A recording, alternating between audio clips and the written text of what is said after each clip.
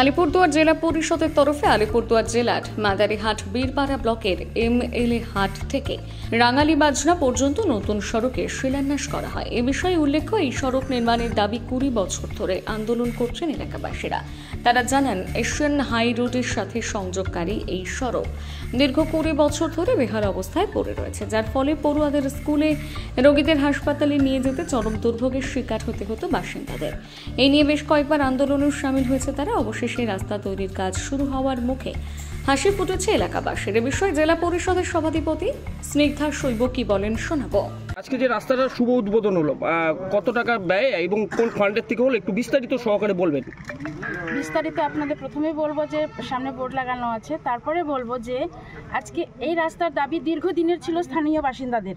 যেটা আমি শুনেছি আমাদের নতুন বোর্ড হওয়ার পরে, আমি তো অনেকবার এখানে এসেছি, সবার সাথে কথা বলে এইটুকু বুঝলাম এদের দীর্ঘদিনের দাবি ছিল এই রাস্তা নিয়ে, যেটা নিয়ে বহু আন্দোলনও এরা করেছে।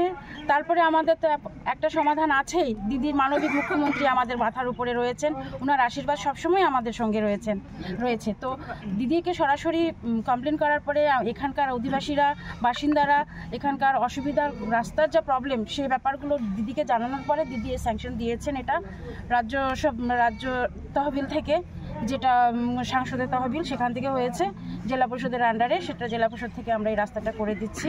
এখানে স্থানীয় বাসিন্দারা ভীষণভাবে খুশি।